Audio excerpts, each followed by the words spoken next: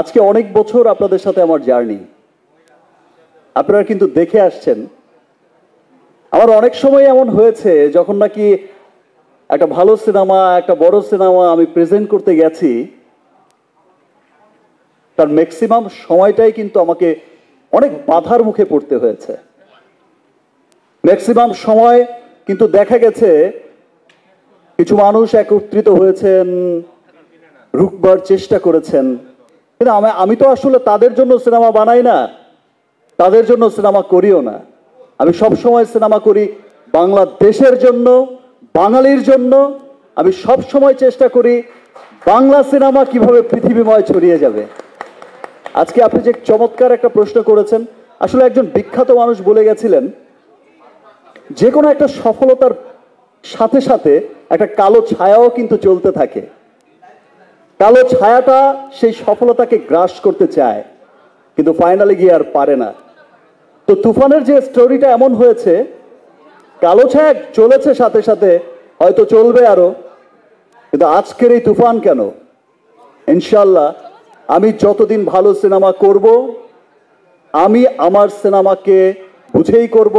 আমার দেশের পক্ষের সিনেমা, আমার বাঙালির পক্ষের সিনেমা, বাংলা সিনেমার উন্নয়নের জন্য সিনেমা করব।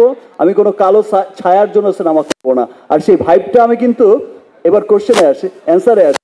সেই ভাইবটা কিন্তু আপনারা দেখেছেন, আমি একটু আগেও বলেছি, টিজার রিলিজের পর, ট্রেলার রিলিজের পর, this is the first time সেটার রিভিউ করছে বাঙালির বাইরে গিয়ে ইংলিশরা, যেটা রিভিউ করছে আমেরিকানরা, হোয়াইটরা, অস্ট্রেলিয়ান হোয়াইটরা, জার্মান হোয়াইটরা। সো এটা সত্যি একটা গর্বের বিষয়। আমার বিশ্বাস যে দেখেন, আমি তো এই সিনেমা দিয়েই আর আমি বলতে পারি না যে কর্ণাটকের মতো বা তামিলের মতো হাজার কোটির বিজনেস করে নেব, বাট আমি এইটুকু বলতে পারি, সেই ক্লাবে যাওয়ার, সেই বিশ্ব দরবারে যাওয়ার পথ চলাটা যেমন শুরু হয়েছিল গত বছর, এই পথ চলাটায় আমরা অনেক দূরে গিয়েছি। আজকে ইংলিশরাও আমাদের রিভিউ করছে, বাংলা সিনেমার রিভিউ করছে। ইনশাল্লাহ সামনের বছরে এমনও দিন দেখতে পাবেন। এখনই শুনি জামাইকার খবর, আর নিউ ইয়র্কের খবর, ডাবলিনের খবর, অস্ট্রেলিয়ার খবর এখনই কিন্তু শুনি, আপনারাও শোনেন।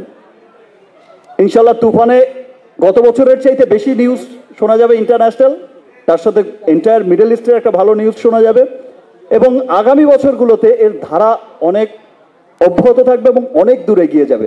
থ্যাংক ইউ আমাকে প্রশ্নটা করার জন্য ভাই। আর চঞ্চল ভাইকে নিয়ে, চঞ্চল ভাইয়ের সাথে আমার একটা আলাদা বন্ধুত্ব আছে, যেটা আজকে থেকে নয়।